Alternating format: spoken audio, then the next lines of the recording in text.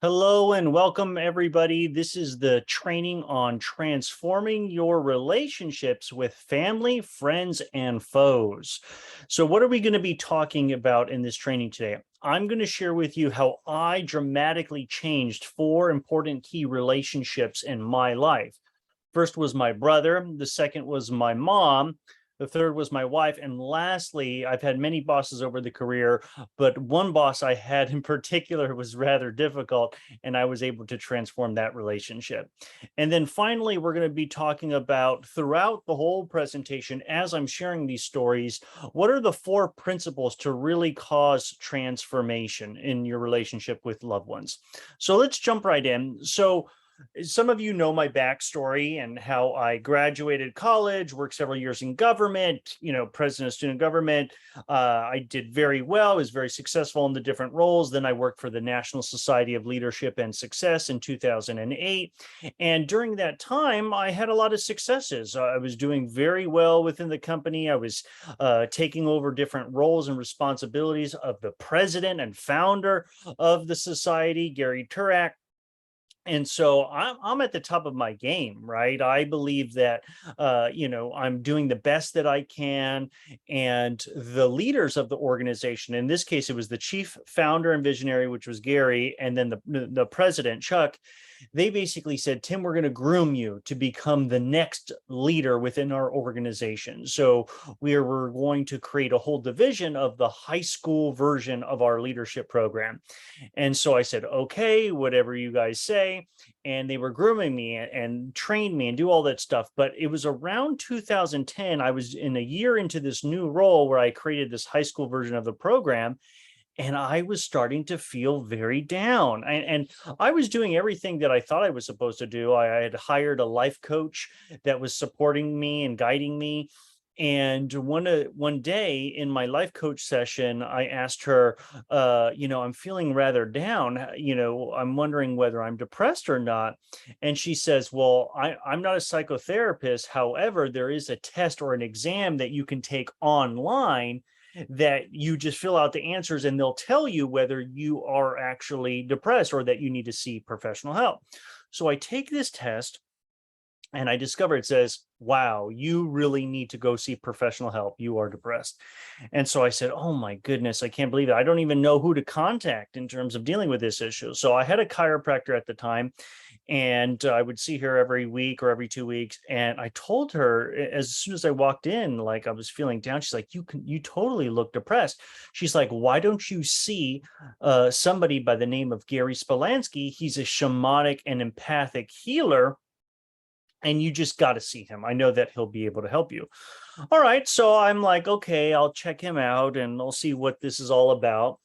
And so I call him up, I schedule an appointment, and he tells me what the experience is going to be like in a session with him. What he said was, okay, what I'm going to do, I do a lot. Are you familiar with shamanism? And I'm like, no. And it's like, it's, a Native American kind of that healing type of aspect, but I don't do anything with the idea of feathers or any kind of ceremonies. But what I'm going to do is I'm going to tap into the emotions that you're feeling. And we're just going to sit on the couch and just discuss like we're having a regular conversation, like a regular therapy session. And I'm going to help tap into those emotions that you're feeling, and I'm going to help you release them. So I may fidget my leg, I may make some grunting or some noises. Just know that that's part of the process, and to help heal you and help overcome what you're dealing with. And I'm like, all right, whatever. You know me, I'm always a little open to stuff that might be, sound a little woo woo, but okay, I try. So I go in, I see for him for a session, and I'm sitting down on the couch, and I can't even look at him. Why can't I look at him? Because he's sitting and staring at me so intently, like he's looking into my soul. And I'm like, oh my goodness, that's too intense. And so he's like, why didn't you just start explaining to me what's been going on? What have you been feeling? What are you going through? And so I described all the thing about my nature of my job and my work and everything that was happening. And so as I'm starting to describe it, he starts shaking his leg and he starts grinning his teeth. It's like, and I'm like, what's going on? He's like, no, you're doing really good. Like, keep talking, keep going. So I keep describing, what it's like at my job and my work and everything like that. And then suddenly he starts to get louder and louder.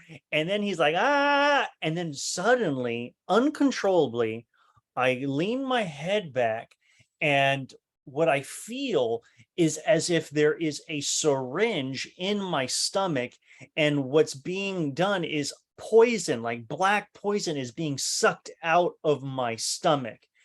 And it feels so wonderful. And then I uncontrollably put a smile on my face. And so I'm sitting there, and after about 30 seconds, because it was awkward because there was just silence, but I felt so good and so relieved, and I just said to him, "Thank you." And he's like, "You're welcome." And so then I opened my eyes. I'm like, "Now what the hell just happened?" And he said, and he began to explain to me everything that was going on. And he had worked in the corporate environment. He was an accountant, worked in a different firm before he discovered his true calling, which was transformation and healing of people. And so he knew about the business environment. He says, "Listen, your coaches, the leaders of this organization, they have a certain idea of what they should do for you, right? And how you're supposed to be, what you're supposed to be. And you keep pushing yourself, trying to be what they want you to be. And you're not actually following your higher self, your truth. And so that's why you actually have this conflict, because you want to go this one direction, or it's not in alignment with who you are and what you want to be and where you're going, and they're dictating your life. You basically have given them your power away." And so I was like shocked, and then we just started discovering a little bit more about, well, why did I give that power away? Why was I so seeking their attention? Why did I care about so much what they thought of versus what I wanted? And what he began to explain to me through our conversations had to do with my childhood and memories of my brother. Now, if you don't know my story, I have several siblings, and one of them was an older brother. And let's just say he was a very tough child to deal with. In terms of my parents, they didn't know how to handle him. Again, a little too angry, a little bit too much getting into trouble. And what ended up happening is my parents ended up divorcing. My brother ended up living in New York. And my father and my stepmother just didn't know how to deal with him. So they decided that the best thing that they could do is send this kid to military school. And I was very, very young at the time, who knows, maybe 7, 10 years old, around that age.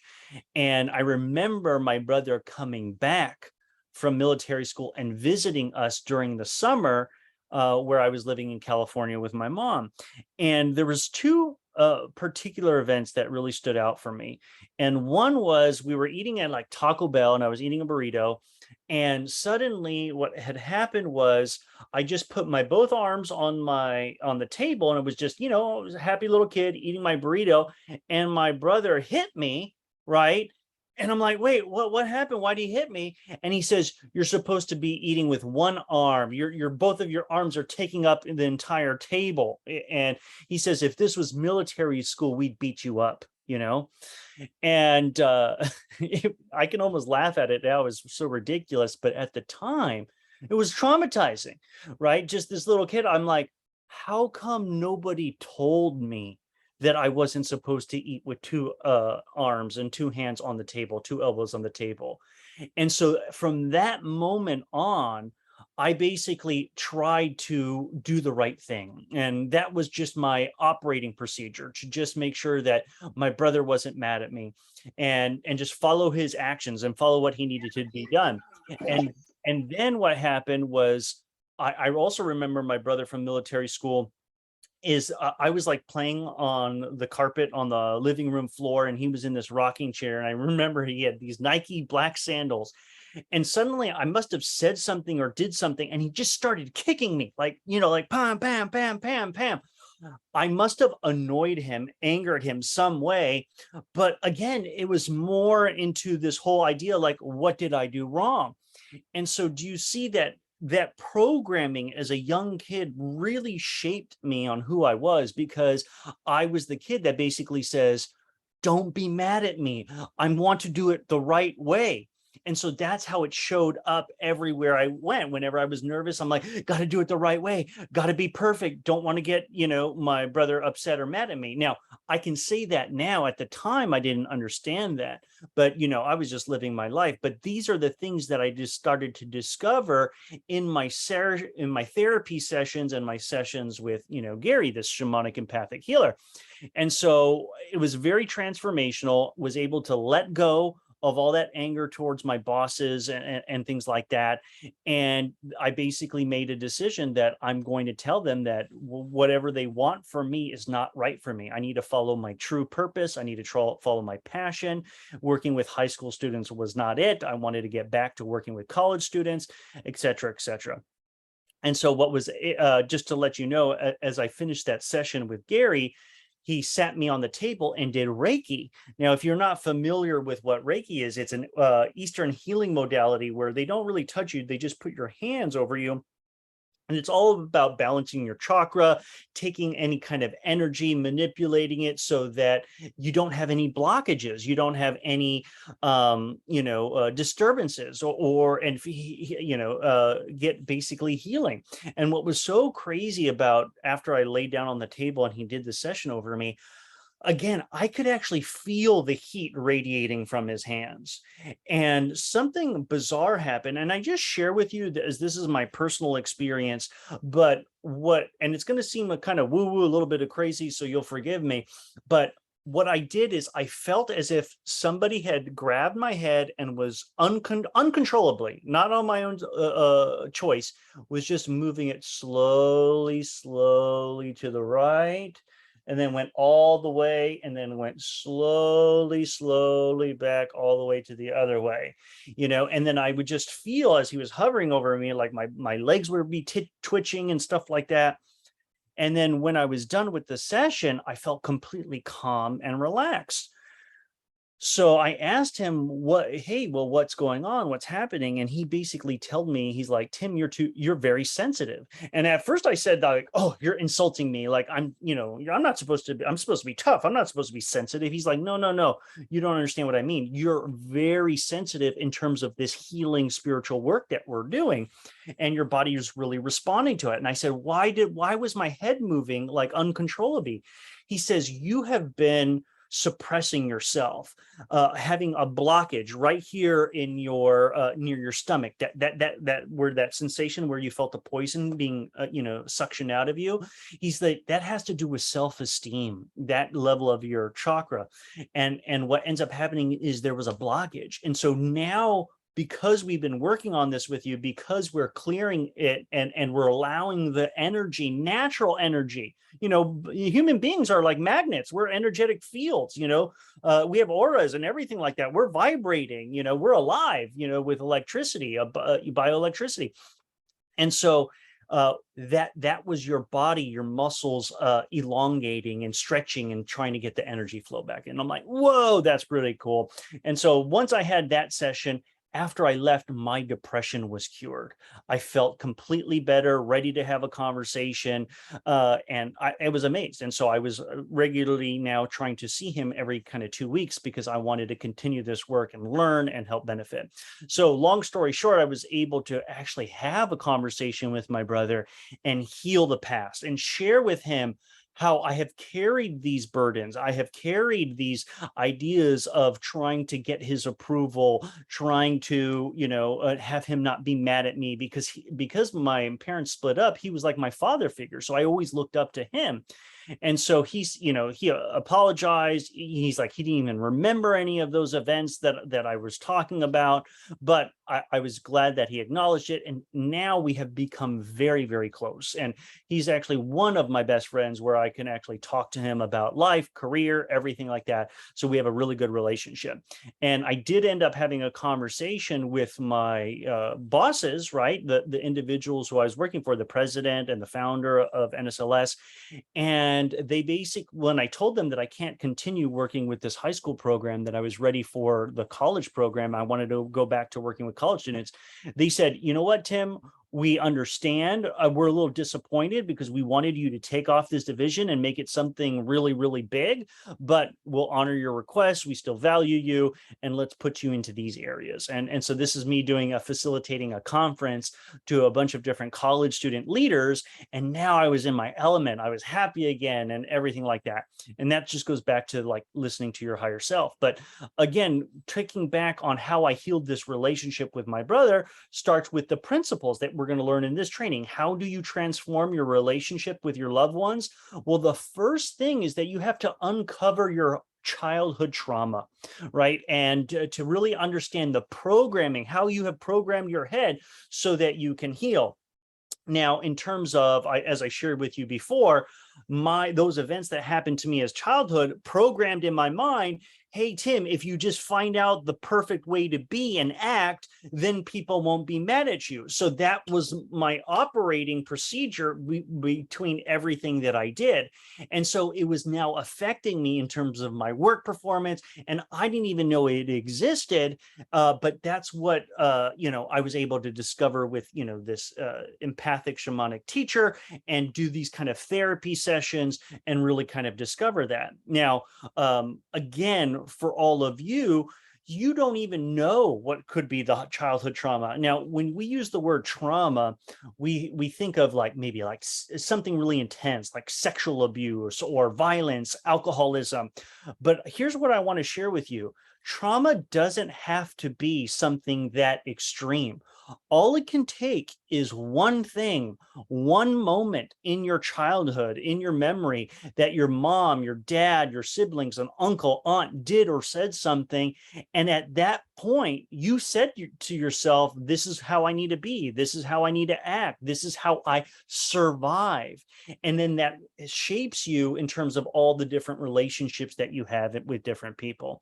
So this is actually demonstrated a lot in films and TV series. So, for example, in James Bond, if you've ever seen any of the movies, M is his boss, and they talk about how orphans make the best recruits as MI6 spies.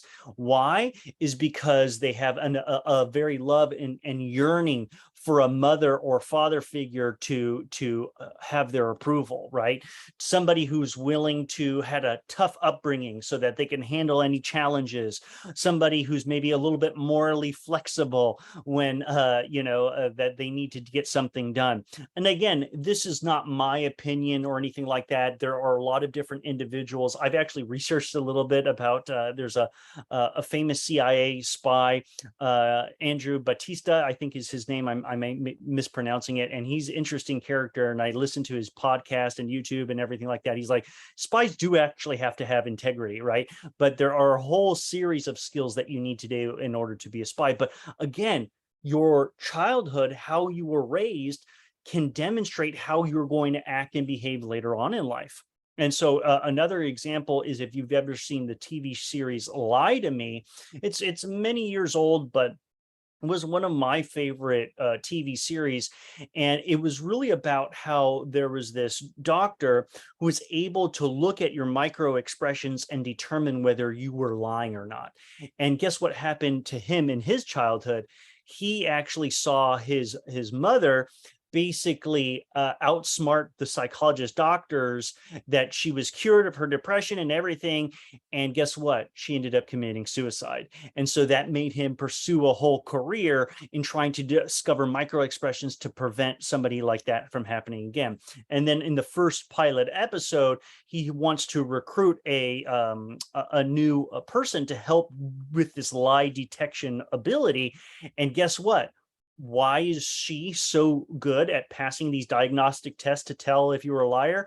Well, guess what? She grew up in an abusive home where there was alcoholism. And so she had to recognize the micro expressions of her father, her family, what was going on, because she needed to determine whether she needed to take her siblings away and run away or hide or protect her mother, or whether there was going to be violence. Again, her upbringing trained her to be that way. So again, my upbringing was hey, Tim, you have to be successful. You have to be perfect. You have to do everything right. And so, yes, at some point that drove me to be successful at whatever I did. But as I'm going to explain to you a little bit later, I discovered that even though that was my programming, that's not who I really am. And that's not who I really wanted to be. And while it provided me some positive areas in some points of my life, it actually caused some negative aspects in my other parts of my life. So again, let's go back to the principles of how you can transform your relationships. The first one was uncovering your childhood, what has happened into your life, how it shaped you, so that you can actually have that healing. And then the second thing you need to do is you need to get support. You need to get advice from experts, people who can actually give you the tools to analyze, to ask yourself these questions so you can have a transformation. So I first thought, I'm like, what resources can I give? Because again, a lot of you are college students. Maybe you don't have a lot of money to like hire experts, but I'm like, well, what are some free resources that you have? So I'm like, let me give you some tools right away. So the first thing is, if you're all attending college, guess what? There are college counselors, peer counselors, individuals with expertise, therapists, psychotherapists, social workers that can be there to help you if you're dealing with some issues, some challenges, some traumas, whatever it may be. It's very, very helpful to take access of whatever's free. Maybe your health insurance provides social work or therapy. That's something that you could do. Okay, the second thing is utilize all the free resources, whether it's a podcast, whether there's different speakers, motivational self-help speakers. Tony Robbins is a very well-known one. He actually had his own documentary on Netflix called, I'm Not Your Guru, which is a very powerful, in-depth look at one of his conferences. And he talks about his philosophy. And again, you could just listen to the exercises that he does with the audience, and you can apply that to yourself and can have tremendous transformation. And I remember watching that video on Netflix, and I remember asked this question: what is the unanswering question that you always have in your mind that keeps you up at night? And the question for me is, how come I'm not perfect, right? How can I be more perfect? That whole idea of perfection was guiding me and controlling me in terms of my whole destiny. Now, I don't have any regrets about that, because I wanted to be perfect and all this other kind of stuff. Now I understand and accept myself as perfectly imperfect, right? And trying to constantly improve myself. Listen, all these experience I have, I'm actually putting into Electus Society. So I'm now sharing with you all this education of my experience so it can actually benefit you. So I like to feel as if I've walked through the jungle. I've got bites from mosquitoes, scratches from jaguars, and everything like that, cuts and scrapes. So I've actually provided some kind of path for you to follow, and also recognize that all of you have your own path. And then another third resource is, we always talk about it from level 1, which is, what are the biggest habits of the most successful people and leaders? Is that they meditate. Why? Is because meditation calms your anxiety, calms your nerves, calms all the fears. It allows you to do deep breathing, practice mindfulness, connect with the universal consciousness. You can call it God, your higher self, whatever it may be. And so one of the things that, as we've talked about, our general themes in Electus Society, because again, I want you to connect with your higher self, your I am presence, whatever you want to call it, your gut instinct, right? Your own God, your Holy Spirit, whatever you want to call based on your beliefs. But once you tap into that, well, guess what? That is the source for all your questions and answers. So if you are ever struggling with a situation, whether it's a relationship with a loved one, a conflict, what you could do is go through some deep meditation, right? 5, 10, 15 minutes. Again, there's online, you could do guided white light meditation.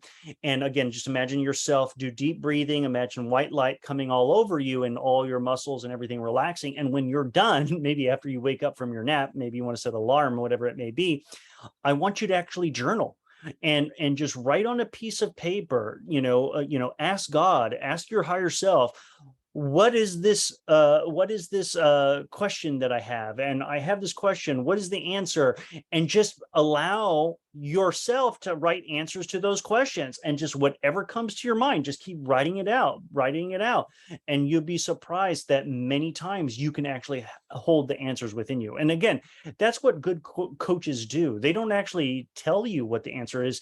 They just know how to ask the right questions so that you discover the answers for yourself. So again, so those are free resources. What about other resources? Well, you can always hire a psychotherapist, somebody who's an expert at dealing with different issues of trauma, sexual abuse, alcoholism, drugs, whatever it may be, or just life. Therapy used to be something that's frowned upon. Now it's widely accepted. There's apps now that you can hire, for relatively inexpensive to have a therapist, a counselor. Now, remember, it's like dating. You have to really resonate with a psychotherapist that can really help you, right? And their whole purpose is to help you to discover your blind spots, what you don't see. And so if you're not feeling them, if you're not vibing with them, then you have every right to say, hey, this is not working, or to make requests for what you want, etc. The next thing you can hire is a life coach. Now, I am a life coach. I have about 4 clients that I'm coaching right now. They pay me about $100 for a 30-minute session with me. Again, I know that a lot of you are college students. If you guys wanted to actually need me or need that support, I'm happy to give you guys some kind of discount, if that's something that you wanted to do. But you don't have to even use me. There's so many out there that can provide you guidance and support. I hired when I was in college, and soon after, when I graduated and started working for NSLS, I hired my life coach, who had a degree in positive psychology. And so she was very instrumental in my growth and development. The other person we have is a mindfulness coach. So Nicholas Clay, who I had on one of the previous trainings where we talked about mindfulness, I know that one of the members of Electa Society actually booked him for a free consultation, right? An initial session. And guess what happened? She was able to have transformation, and was able to deal with something that was bothering her for many, many years. Again, I'm not going to say who it is because I want to respect their privacy, but she shared it with me, shared it with Nicholas, and now she's going to serve as a testimonial for the great work that he does. And then lastly, a spiritual teacher, somebody who is really connected. Again, I used Gary Spalansky. He's the shamanic empathic healer, and he lives here in Port Washington, New York, but he has his phone number, and he can do phone sessions to help people. So if that's something you're interested in and want to learn more, you're more than welcome to reach out to me and ask for his contact information. I'll help it with you. The next thing is, if you want to spend a little bit of money, buy books, right? Or listen to audiobooks. I keep sharing with all of you that after Gary provided me all that teaching about shamanic empathic healing, Reiki, he started recommending books that I could read to evolve my spirituality. And one of those books was Unveiled Mysteries by Godfrey Ray King. And these books had like universal wisdom and tapping into your higher self. And it's just very unbelievable. And it actually, reading these books inspired me to go back and read the Bible, and read areas of the New Testament, read the teachings of Jesus. And again, because it doesn't matter for me what book you read, whether it's the Torah, the Quran, or whatever it is, just connecting to that, having spiritual wisdom that feeds your day in the morning, either audio or just reading, set your day up for success. And then the last thing that you can do is you can attend conferences or retreats. I've never done ayahuasca. That's becoming very, very popular, that herbal plant medicine and things like that.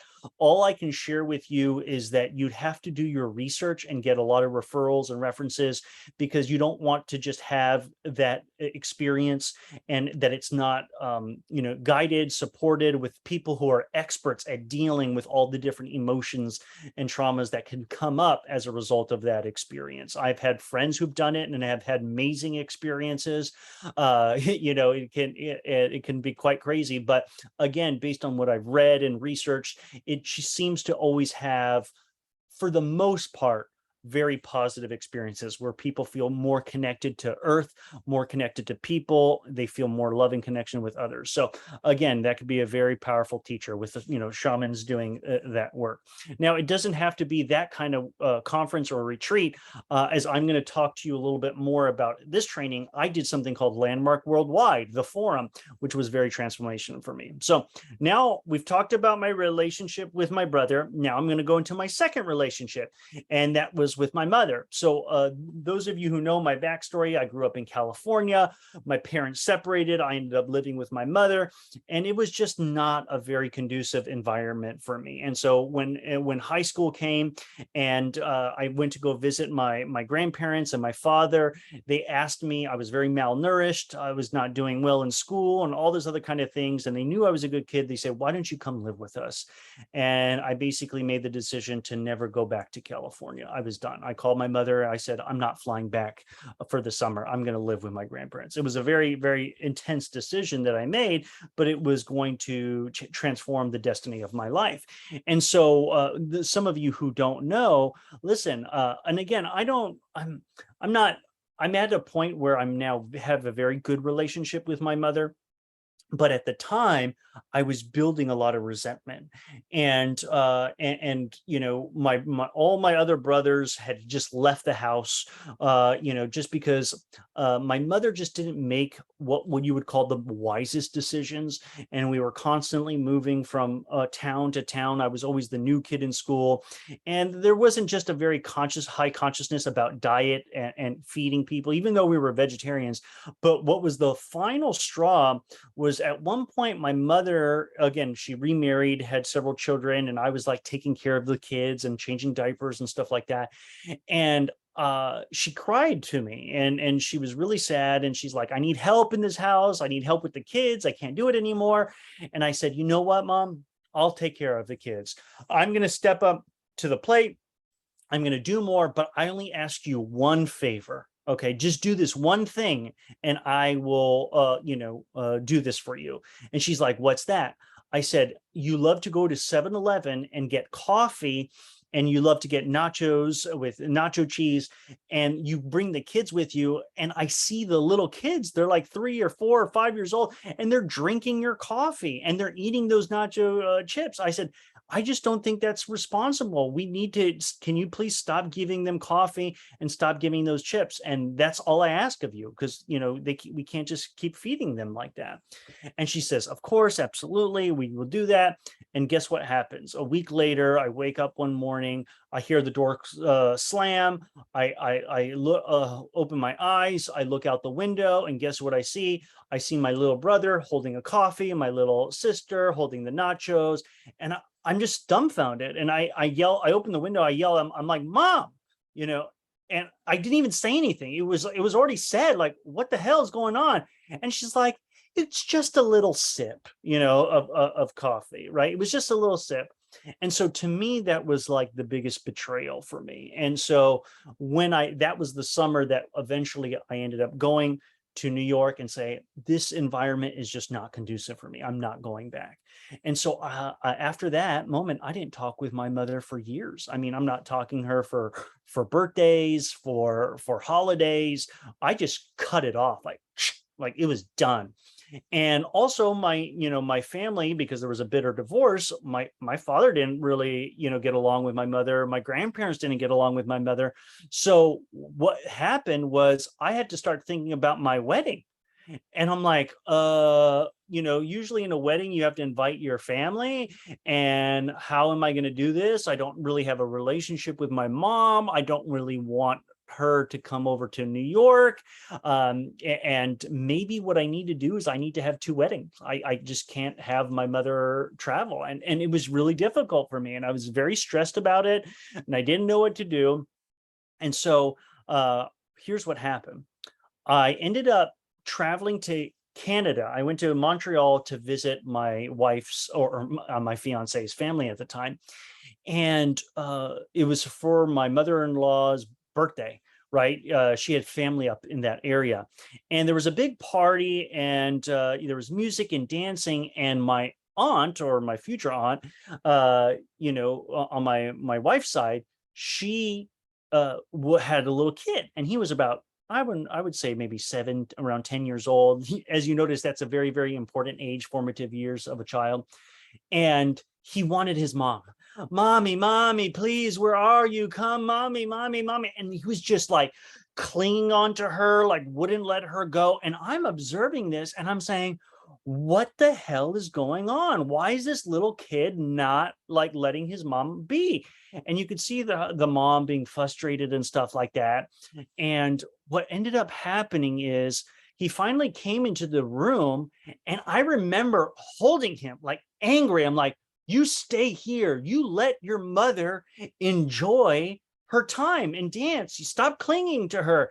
And he's like, crying, crying. I'm like, come on, like you stop it right now. And what was so crazy is that I started to get so angry, and I'm like, yeah, I don't even want this kid to come to my wedding if he's going to act and behave all this way. And eventually the mom came, I held him down so that maybe like 5 minutes passed by. The mother came back into the room, took the kid, and, and that was it. And so I remember I was speaking with Gary and talking with him, the shamanic empathic healer, about this whole situation, how angry and upset I was about it.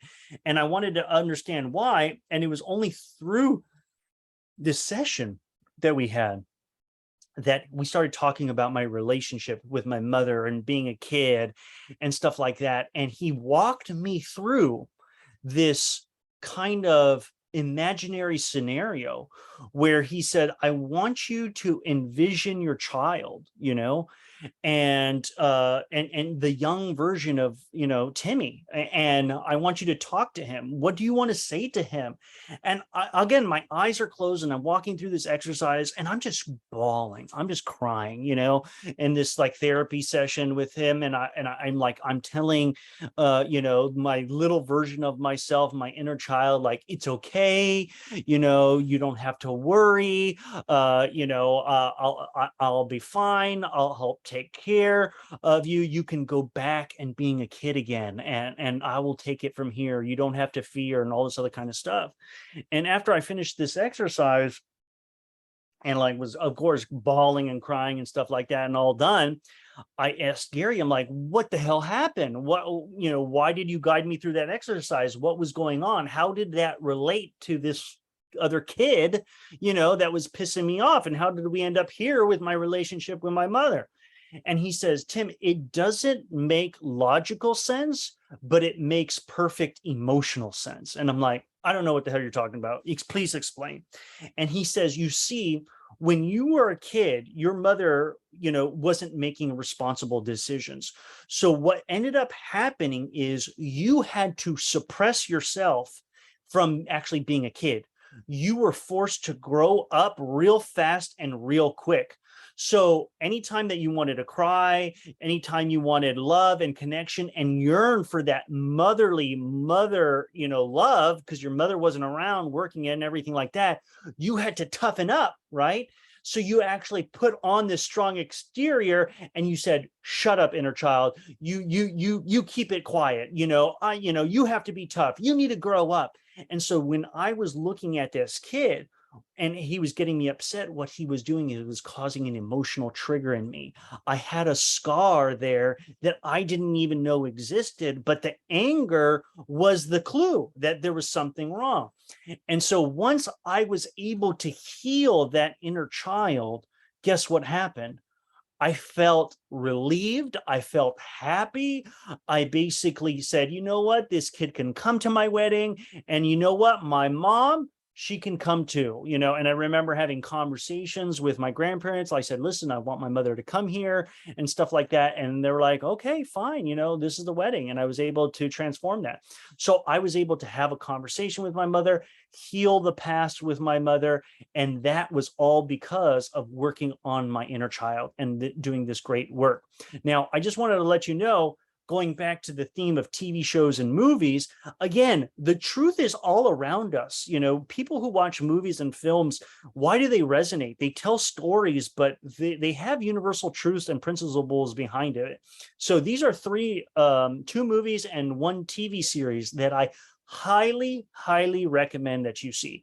The first one is called Disney's The Kid, with Bruce Willis, and it's all about how he becomes a very successful, consultant, PR consultant, and then he actually has to end up go back and connect with a younger version of himself, and then discover what happened in his childhood and why he is the way he is. And the same thing with Good Will Hunting. Again, here's this kid who is a genius, and he encounters, this psychotherapist played by Robin Williams, and he's Matt Damon's on path to be in jail, and this genius kid, he could end up becoming a killer, bombing a building, and doing stuff because of violence and things like that.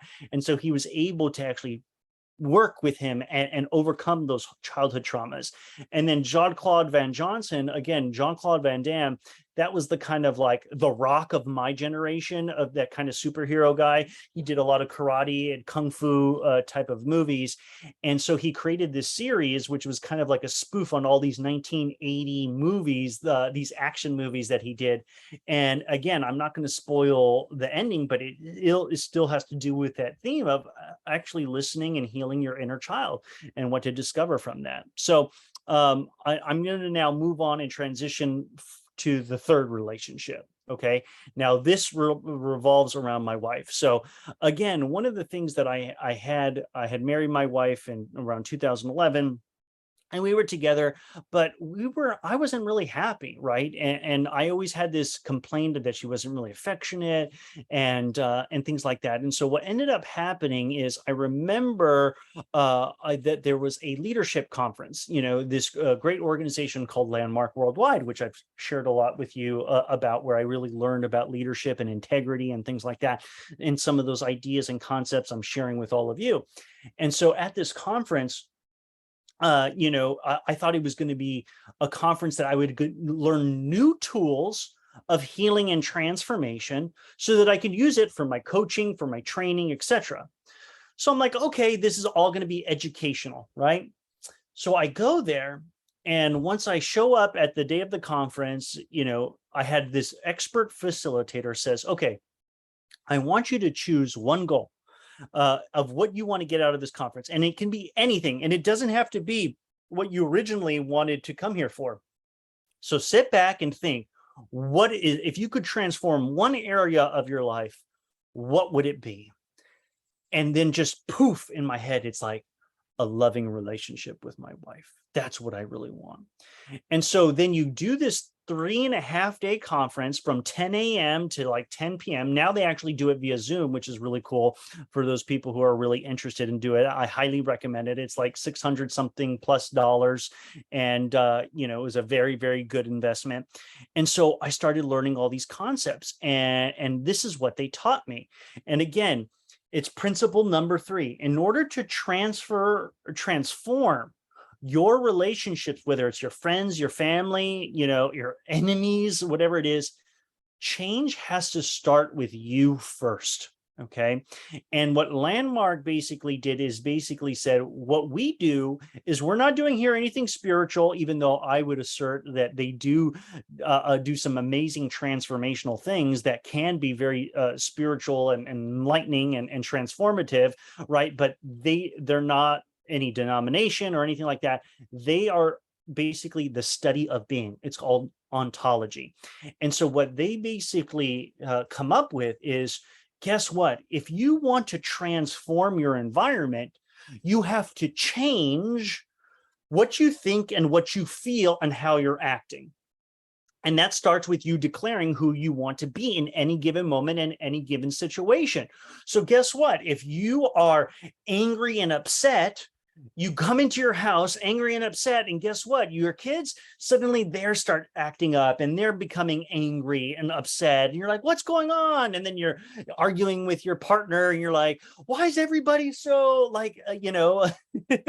eager for conflict? Well, guess what? Who were you being right when you walked into that house? And so if you could actually change the way that you view yourself and the way that you be, and I'm going to talk about this in another training a little bit later, is that in a future training, you change the environment. And so as part of this conference is they say, you declare who you are as a possibility. And I'm like, who I am is the possibility of love, empowerment, and fun. And that's what I believe that I embody, and those kind of qualities everywhere I go into these trainings with Electus Society, whether I'm talking and hanging out with friends, that's what I'm all about. And so how did this apply to my relationship with my wife? Well, they said, you have to understand that there is this, and they gave it this terminology called a racket.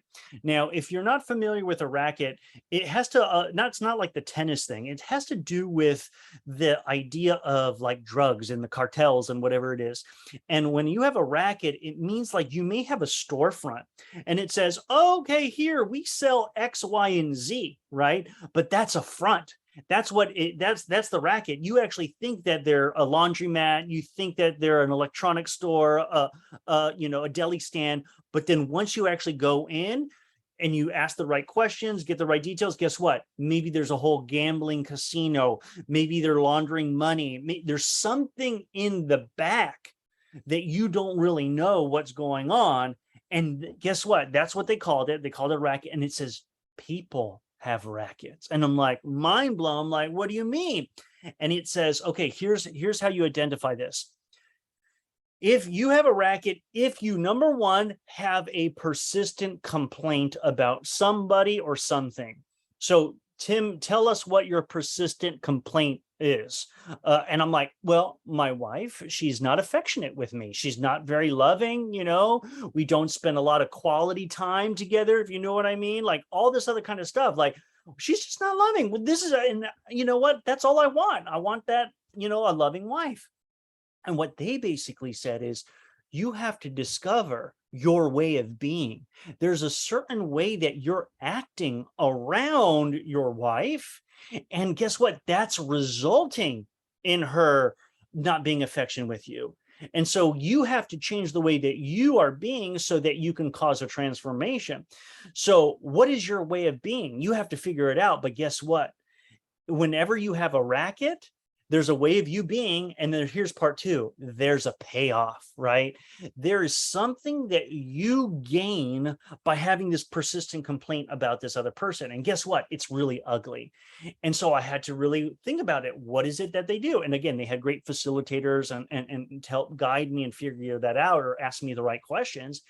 And I remember one of the participants, when I went up and I started complaining about my wife and whatever it is and everything, and he's like, you're selfish. And I'm like, what?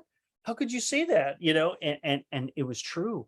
And I started to discover that I had been pretending to be a faithful and loyal husband to my wife, when in fact, I wanted to be very affectionate with other women and things like that. I was seeking attention from other people, and I just wouldn't tell her about that area of my life. And then I would just justify it and things like that. And, and I just wouldn't tell her the truth. And guess what happens? She deep down inside knew that I wasn't telling the truth, that there was this unspoken thing, that this resentment that we had toward each other. And guess what? Because I had this persistent complaint about her that she wasn't affectionate with me, guess what I ended up doing, right? I didn't end up being affectionate with her. So one of her favorite things that she loves that I do is massage her feet. I have very, very strong hands, probably from when I had to massage my mother's feet when I was a young kid. And she was like, can you massage my feet? And I'm like, no, like, you're not affectionate with me. Why do I have to be affectionate with you? This is how I was behaving. And so when you have a persistent complaint, you have a way of being, and you have some kind of payoff that's ugly. And guess what happens? There's something negative that has a result of you being this way, as a result of having this persistent complaint and something about someone. What is it? And I discovered it is because I keep saying that my wife is not affectionate with me, and now I get to be selfish and not tell the truth. What is the real result? What is the loss that I get from actually, having and being this way? I don't actually have a loving relationship with my wife. And so once you actually take 100% responsibility for your life, and I was guided through the conference on how to clean stuff up, how to have conversations. And what the scariest thing was, I had cheated on my wife, right?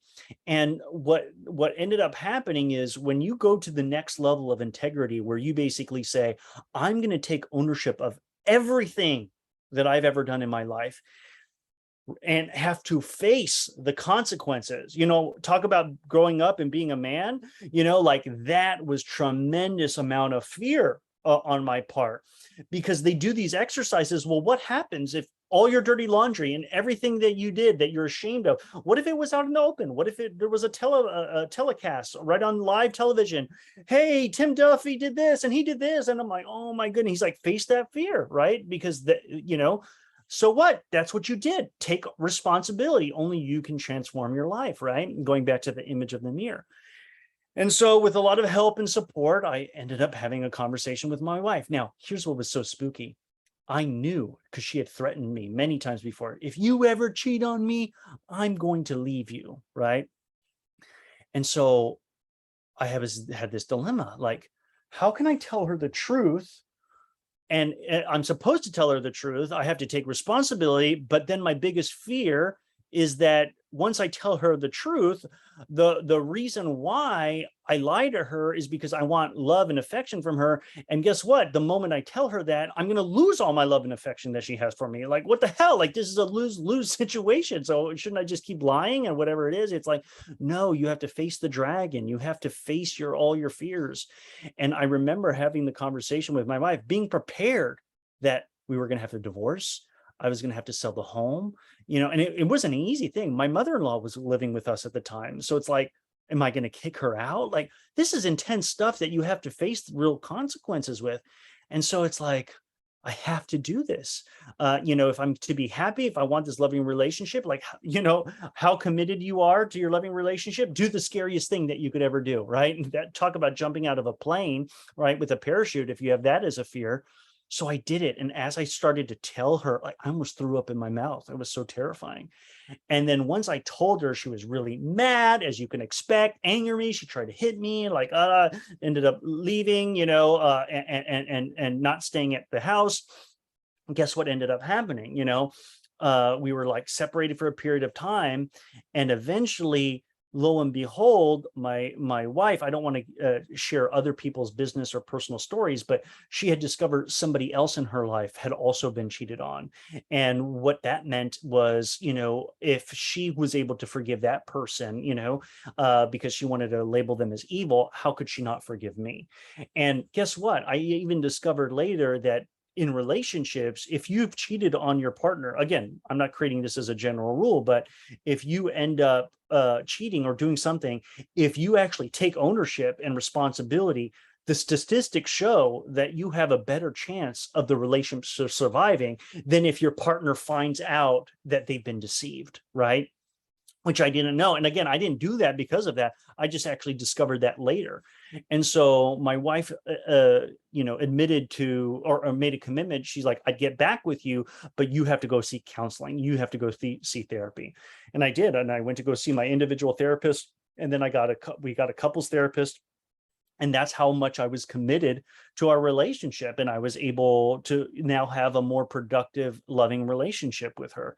And so this is how I was able to heal the relationship with my wife. And what was so spooky about this, and I'm going to tell you this one story where we went on vacation, and we we went to Colombia to visit family, because my wife has family there. Both of her parents were born in Colombia. And we're on this beach, and my wife, we're sitting down on these lounge chairs drinking like virgin pina colada. It was delicious. And she's like, I'm going to get up and go into the water. And she just leaves me and goes into the water to go swimming. And guess what started running in my head? Here she is. She's not affectionate. We had this beautiful romantic moment to ourselves, and now she just ditched me. And then I was like, wait a minute. I have to remember all my training from Landmark. I get to choose who I want to be. I get to create my hell or heaven on earth right now. And it starts with who you want to be. What do you want to create? And I said to myself, Tim, come on, snap out of it. If instead of like labeling her as this unaffectionate wife, imagine she was a supermodel, right? Who's the most beautiful woman you could think of? And like for me, it was like somebody like Gal Gadot or some kind of Victoria's Secret model or whatever. Like if you were with her, right? And this model ends up saying, I'm going to go swimming in the ocean. What do you do? Are you just going to sit there? And I'm like, no, I'm going to go be with her in the ocean because that's what I want. I want to be affectionate and stuff like that. So guess what happens? I'm like, snap out of it, Tim. I get up, I walk to the water, and I start swimming with her. And then we end up holding each other and embracing. And it was like so beautiful. And it was like of the top 5 romantic moments in the life I've ever had with my wife, that was one of them. And guess what? It wasn't about me blaming her, accusing her of being affectionate, because I'm like, yeah, she just left me high and dry to go swim in the water when we're having this romantic moment. It's like, no, you get to choose who you want to be at that moment, and you get to create your reality. And so again, that's how I healed my relationship with my wife with that. So the last story I'm going to share with you, the last relationship that I had a transformation has to do with my work. So as you can tell, Landmark did a big transformation for me. I finally got the love back in my relationship with my wife. It wasn't all, sunshine and rainbows after that. It was kind of like a roller coaster, but at least we weren't going down. We were now going up, right? So they had other courses, an advanced, course, which was like another weekend retreat.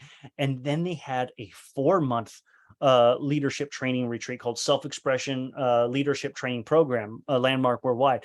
I took that program, again, took my leadership to the next level. I ended up being a participant. I then ended up coaching people who were going in that program. And then I ended up coaching the coaches who were coaching people in that program, working with the head facilitator of that program, learning, coaching hundreds of people every year for several years. And so that's where I really honed my skills on coaching and supporting people. And so as that time I was doing through all this leadership development, as you can tell, I was still working at NSLS. And so I had transitioned to a different position and taking on new responsibilities. And guess what? There was a boss that we had. I'm not going to say her name. Let's just say she was a female boss. And guess what? Everybody that I talked to at the job hated her. Oh, she's a dictator. She just tells everybody what to do, and all this other kind of stuff, condescending, as many insults. Everybody would say she's like the worst person, blah, blah, blah, blah, fill it in. Like it brought people together toward their hatred towards this woman. Now, as you can tell, I had been a leader. I had been under different managers. I studied leadership. So again, I had to report directly to her, right? And what ended up happening is that I also had relationships with the vice president and the president of the company. And so, but this was a new department. So I was coming in as the novice. I was, even though I was coming in to help transform the department because they trusted my skills and talents, I still had to report to this person. So what ended up happening is I kept watching her. I'm like, what is she doing? Why is she saying that? Why is she leading this way? I'm like, this is not the right way to actually lead and manage people and all this other stuff. So as you can tell, I started to get resentful. I started to point my fingers. I started to be judgmental of her. Like, I know leadership. This is not the way to do it. Blah, blah, blah, blah, blah. Right. And it was really bothering me. And so I would check in with my coach at the Landmark Worldwide through the Self-Expression and Leadership Program. And I'm like, I'm really having challenges with this boss, and I started talking with him, and he's guiding me and coaching me with me. And he's like, Tim, don't you see it? And I'm like, what? He's like, you're miserable. You have rackets all around your boss, right? And there was one big incident where she called you out on something and you thought it wasn't a big deal, but it was a really big deal to her. And you made a big hoopla and you ended up, complaining all the way to the vice president because she was giving me negative scores on my annual review. And I was just so mad and so angry. He's like, listen, you have to understand her.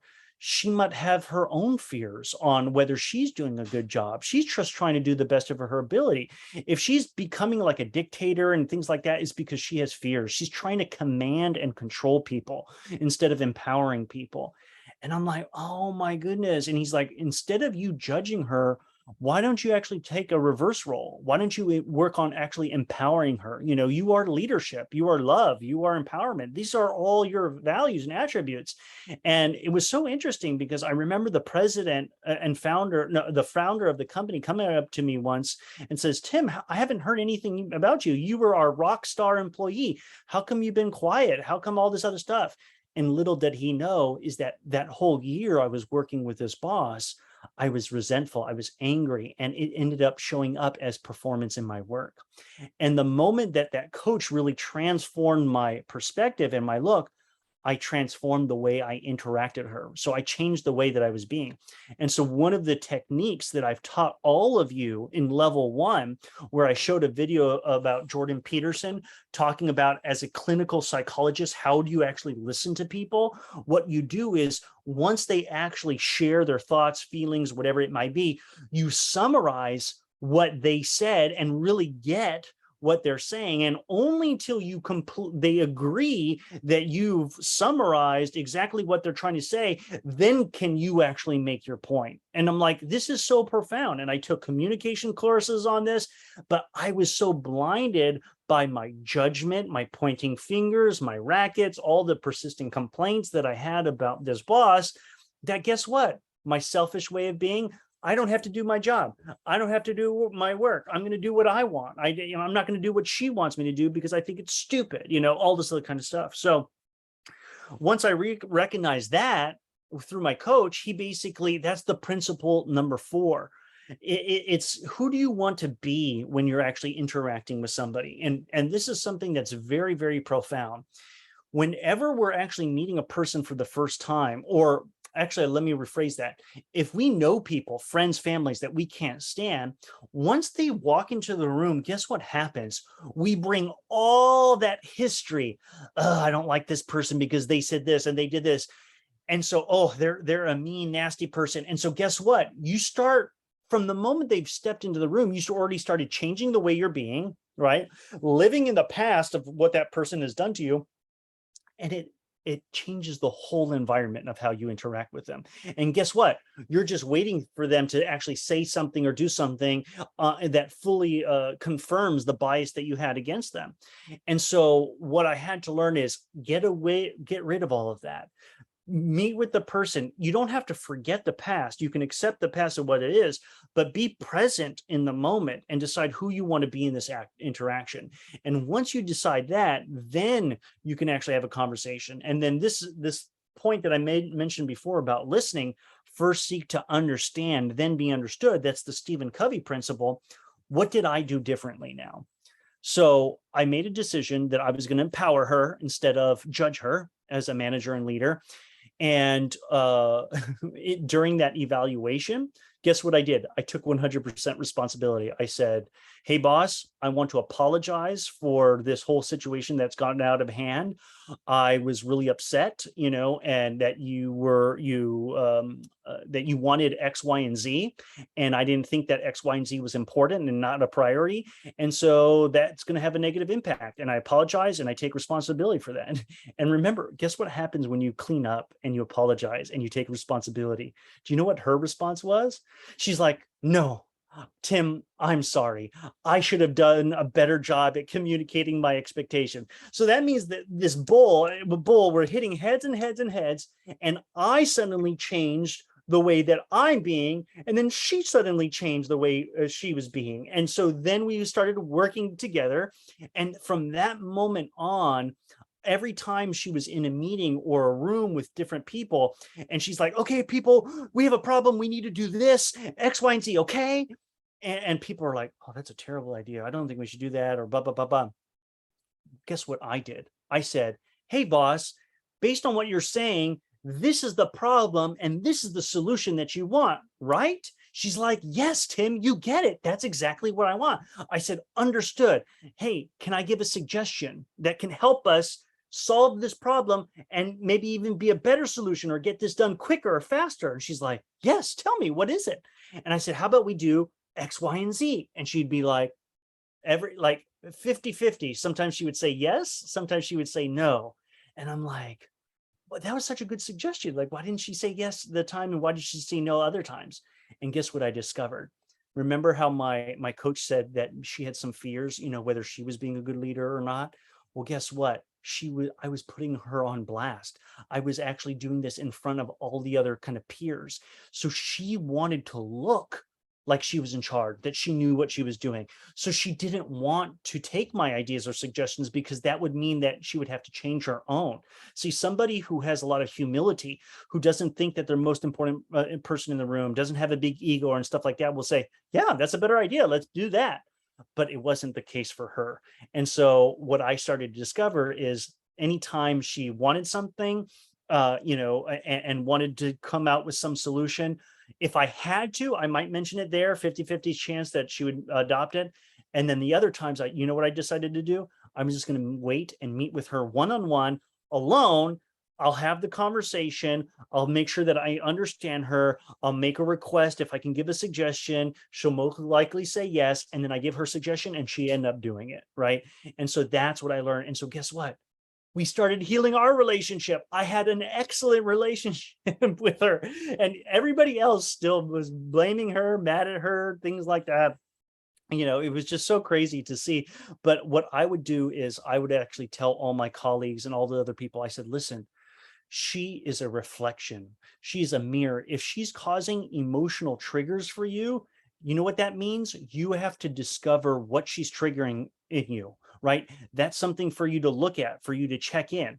There is a great video called Greg Braden. He's this like motivational spiritual speaker, and he basically studied ancient text, in ancient Israel and in that whole area of Palestine. And there was a tribe in the 500 BC called the Essenes, and he read all the different transcripts, and he basically says that they discovered that there are 7 mirrors to every person that you meet. And I'm not going to go into all the details of it right now in this presentation. It's like an hour and a half video on YouTube that you can look up, or I may send out for those who are interested as like kind of a bonus. But he says, guess what? When you encounter people, sometimes they're reflections of you, of who you actually are, right? So the people that you can't stand, guess what? They may remind you of yourself, the things that you don't like about you. Maybe they remind you something that you gave up or lost. If you don't really grew up around, if like you're a guy and you didn't have any good father figures like me, well, guess what? You suddenly become attracted to other father figures, right? So all these different people reflect different images about who you are, what you judge, all these different things, your relationship with your mother and father, et cetera, et cetera. So it's very, very, very fascinating. So again, let's kind of just recap. If you want to transform your relationships with your loved ones, here are the 4 principles. Number 1, uncover the childhood trauma, meaning what were the disturbing events, traumatic events that, again, it doesn't have to be traumatic in what society defines as traumatic. It could be just something happened that affected you. It just disturbed you and it shaped you, right? That programmed your mind. So the only way for you to transform that is to discover it, heal that, and move on. Then get guidance and support from experts, such as, we talked about the free resources, school counselors, etc. YouTube videos, different speakers, meditation, writing out your questions and writing out your own answers and seeing what messages you get after your meditation. Or hire a coach, a life coach, a shamanic empathic healer, get references, go to conferences, buy books, things like that. And that's going to really help you. And if you actually do the exercises and ask the questions and write down the answers, you're going to be able to do that. And then principle 3 is change starts with you first. It's the way that you're being.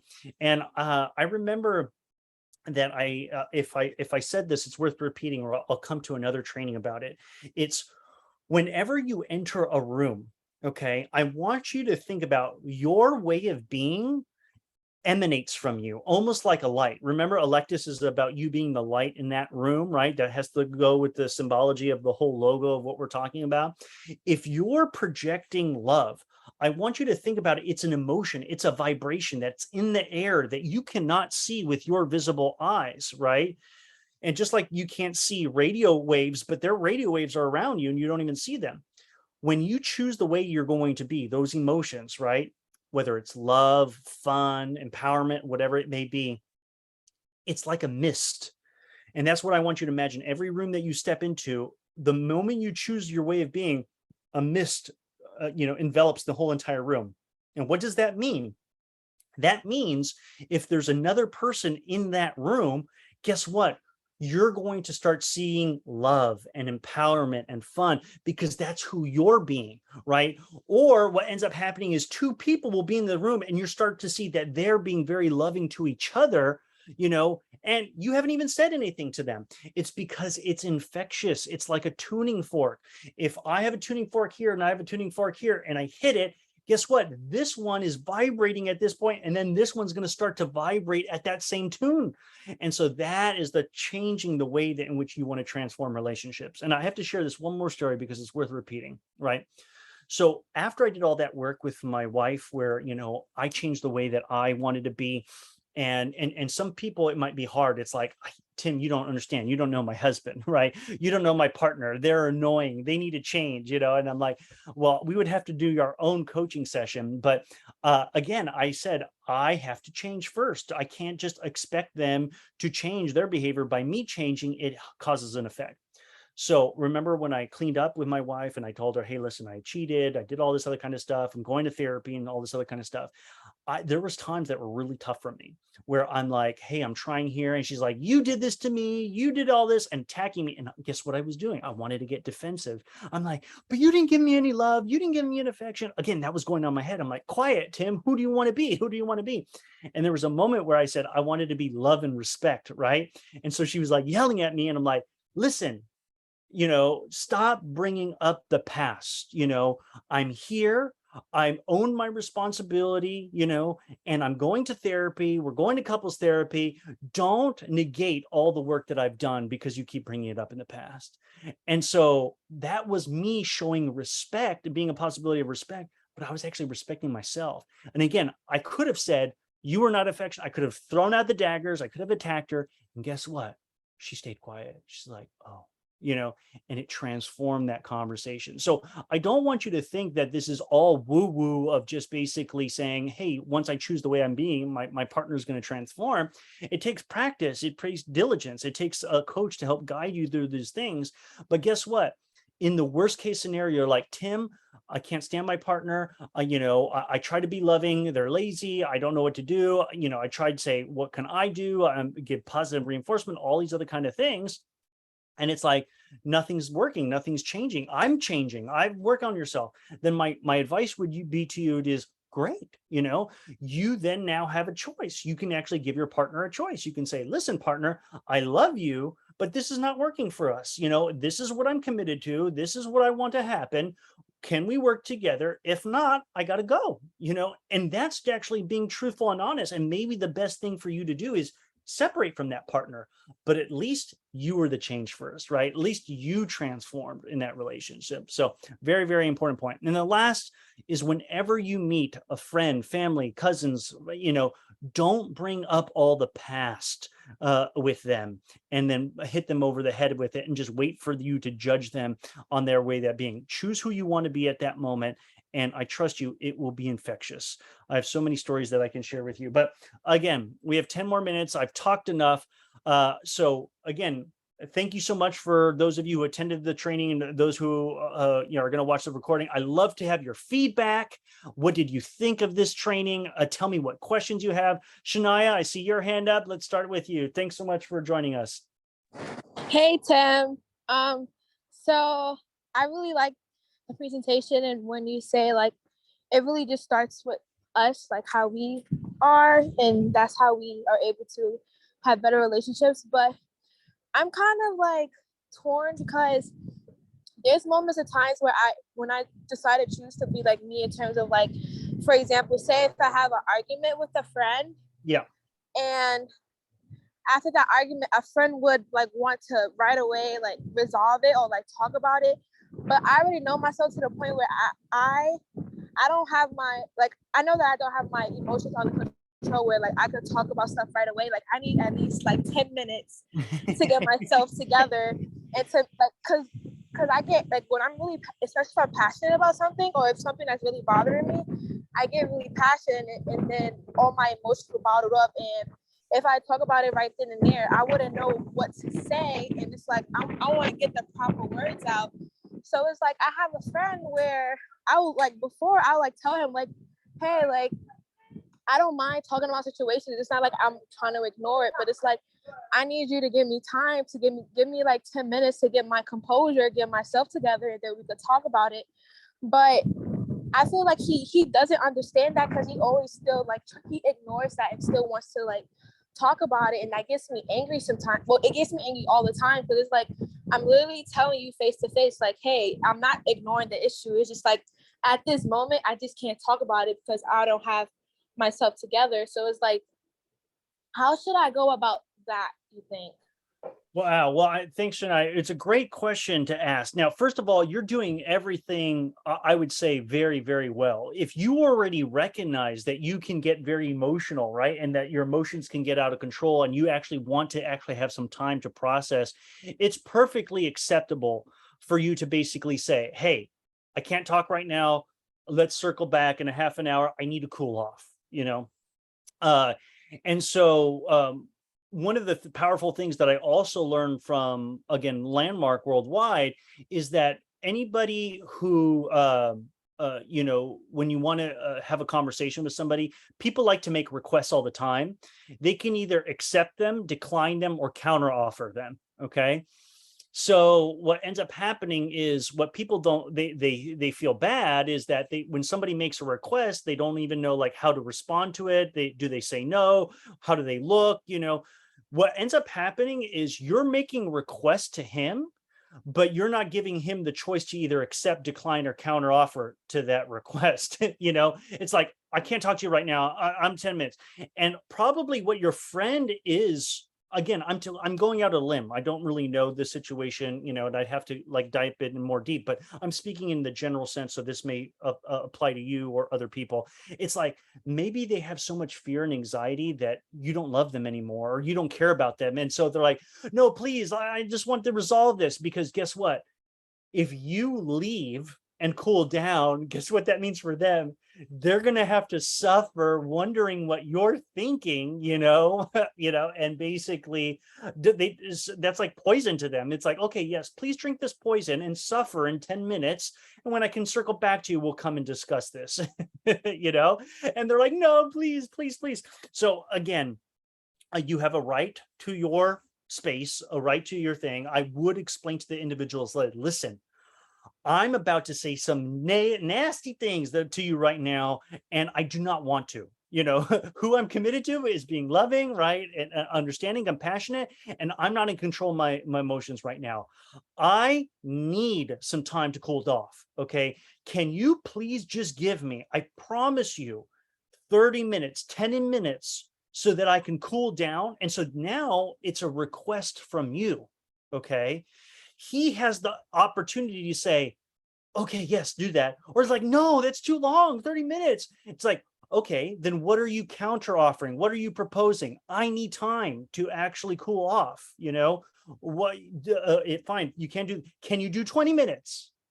All right, fine. 20 minutes, so it could go back and forth, to 100 times, right? Maybe it might just be there like, listen, you're not respecting me. You're not respecting my space. You're bullying me right now. You're not listening to me.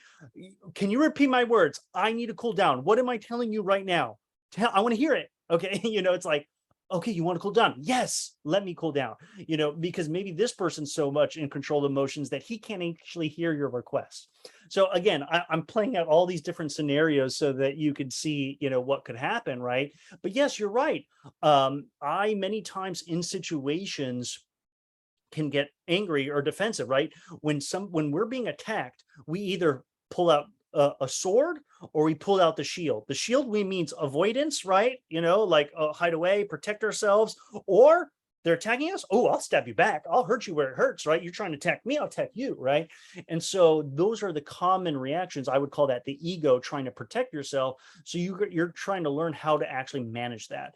So to me, again, I've done all of this work with Landmark and everything like that. You have to say, who do I want to be at this moment, right? And you get to choose who you want to be at that single moment. Do you want to be a compassionate friend? Do you want to be loving? And even if you start lashing out, who you're being right now is anger, violence, whatever it may be, and you don't even know that you're creating that. So what are you getting, Shania, from everything I'm sharing with you? Do you have some now tools that you can actually now use when having and dealing with that difficult person? Yeah, I'm gonna like when you said like just talk to them, like, do you like are you comprehending like what I'm trying to understand, like what I'm saying? Like I'm not, because what I tell him to, like I reassure, like I'm not saying like we're still cool. It's not that I don't love you or like we're not cool or whatever. It's just like I need you to understand that I need this time to like relax, because I don't want to say things and ruin the friendship or make it like even more of a bad situation than what it should. So definitely I'll do that in terms of like going back and forth with him, and it's like, hey, do you understand? I'm trying to take a like just I need to breathe, or like 20 minutes and 10 minutes maybe. I just can't right Yeah. then Do and you accept my proposal to give yeah, you 20 minutes, yes or no? Or yeah. what is your other counter proposal? Ask him in that way. It's a yes Mhm, or no, or what other counter proposal, right? Because mhm, now what you're dealing with is you're treating them as an actual person, not as I'm better than you. I need time to like, I don't care whatever you have to say, because that's you basically saying that without a request is almost like I'm done with you. Like, mhm. bye, Felicia, whatever it is, like you're dead to me, or you're dead to me until I decide, when to actually talk to you again. You know what I'm Mhm. saying? Yeah. So try that out. Let me know how that works. Okay. Okay. Thank you. Awesome. No, excellent. Excellent. Great question. Great discussion. Naisha, I see your hand raised. What do you got for me? Any comments or questions? Hey guys, yeah, I had just comments, but Shania's insight was great. The insight you just gave her on how to deal with her issue was great. Thank you. I wanted to touch on when you were sharing the story of how, after you and your wife went through what you went through, how she struggled with the bringing it up in your face, and it was just so funny that you mentioned that, because I caught myself doing that earlier. Mm. Back when my boyfriend and I first started talking to each other, I cooked and he stood me up. And it's been a few months and I just will not let it go. I said something to him kind of jokingly earlier, but we all know there's subtle truths behind each joke. And I Yeah. had, I caught myself and I apologized. I was like, like I feel bad. He's apologized. He's, never done it again. So Mm. yeah, like I thought it was really cool that you brought that up, because wow, I literally just, had to catch myself doing that. And Yeah. Go ahead. No. another thing I wanted to bring up, I kind of forgot. I should have made note of it. But you're talking about habits, and I recently started reading the 7 Habits of Highly Oh, Effective great. People, Yeah. and you said something about one of them, and I just can't remember. The habit that I brought up is seek first to understand, then be understood. So many times we want to tell somebody what we want them to do, right? And I learned this in sales and everything like that. Everybody can't wait. They're just waiting for somebody to stop talking so that they can say their point. But what made me an excellent salesperson is I just had to really say, hey, is this your question? Is this your concern? Do I have this right? Is there anything else? So they just wanted to feel completely heard and understood. And only then could I come in and say, hey, can I give a suggestion and a problem, a solution to this problem that you're having? Are you open to it? Yeah, please give it to me. How about this? Yes, that's perfect. But first, they actually first felt that I was actually listening to them. Because if I say, hey, I'm really upset, did you eat all my M&Ms? People would say, no, I didn't eat all your M&Ms. They don't actually feel like you actually heard them. It's like, what I'm hearing you're saying is that you're really upset right now. Like, yeah, because you believe that I ate your M&Ms, right? Yes. Okay. can I tell you something? I did not eat your M&Ms. Oh, notice the subtle differences between those two things, right? I acknowledged and listened to them. I used those techniques from level 1 to actually help make them understood, right? Was that the Stephen Covey 7 Habits principle that you were talking about? Yes, I'm But on habit number 1. what is a habit number 1? Be proactive. Oh, that's a really good one.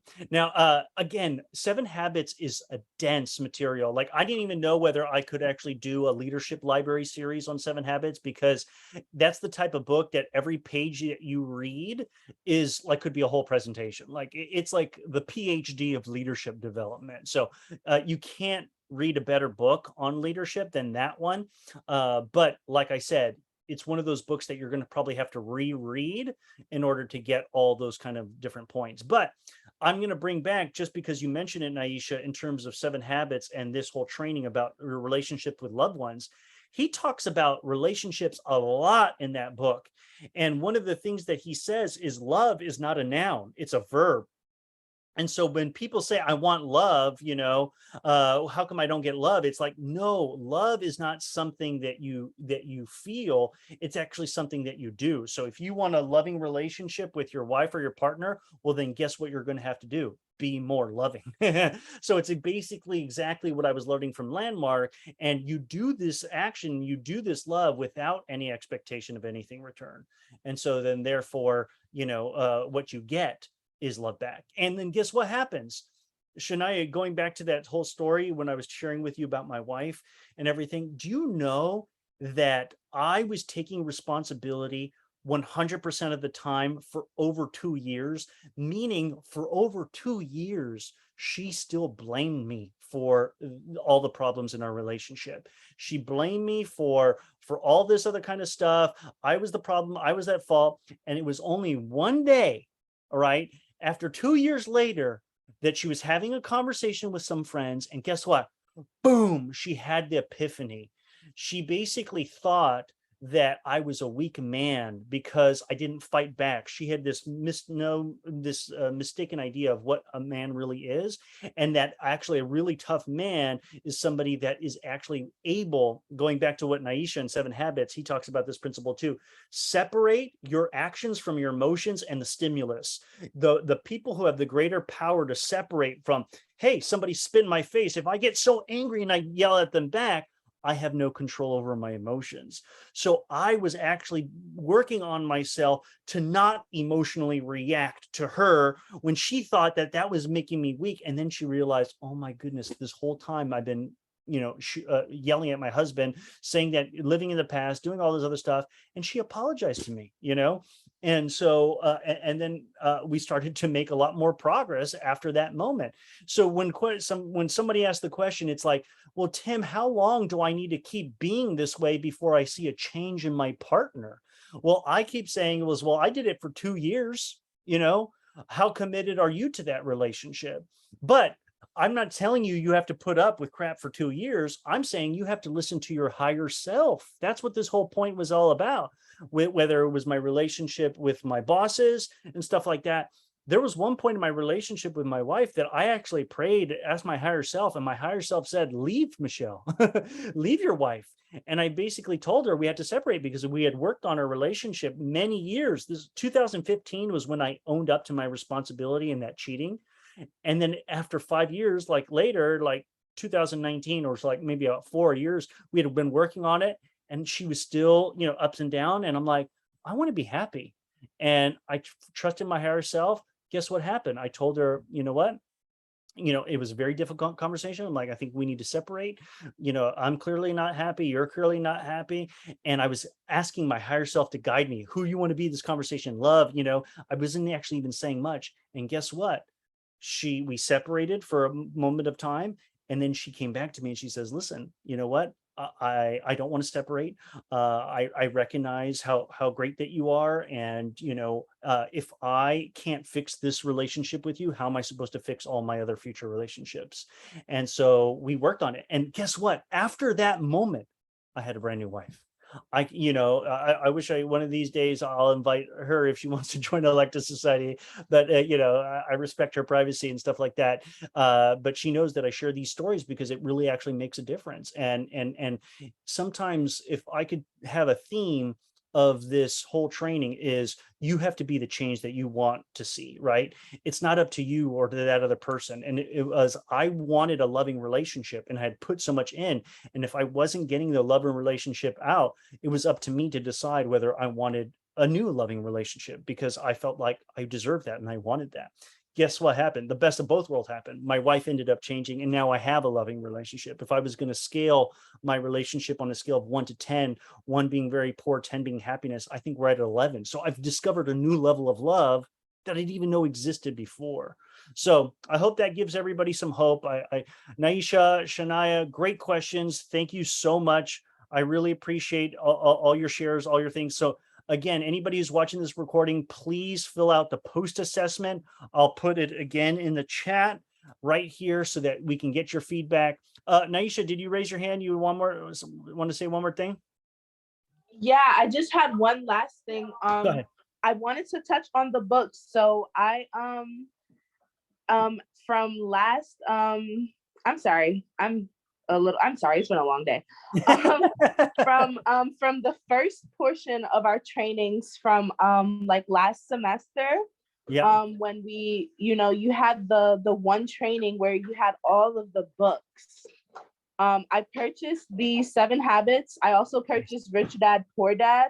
nice. And another book that I found was the 4 Agreements. And I just wanted Yes. to let everyone know that I got those 3 books for literally like 23 bucks on Amazon all together. So less than 30 Wow. bucks for 3 great reads. So I just wanted to share that.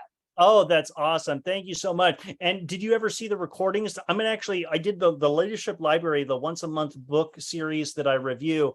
I'm actually going to put those on YouTube, but I'm going to cut out the networking section because I don't want people to feel like that all what they're sharing to be on YouTube or whatever. But the whole section on that book, I'm going to publish those soon so that you guys will be able to rewatch those. So you'll hear my book review on Life Force with Tony Robbins, the 4 Agreements, where I did a book review that. And then in this upcoming October, towards the end of October, I'm going to do another book. So I'm going to be announcing that shortly. So if you want to get those in advance and discuss them, we'll be able to do that. Okay. Now, yes, that is awesome.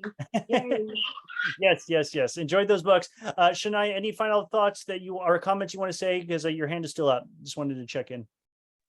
Oh, I forgot. No. That's hilarious. No, thank you so much. All right. Thank you, everybody. Thank you guys for participating. And please fill out that post assessment so that you can get credit for the training so that you can get your level 2 certificate of completion. Okay. Bye-bye now. Bye. Later.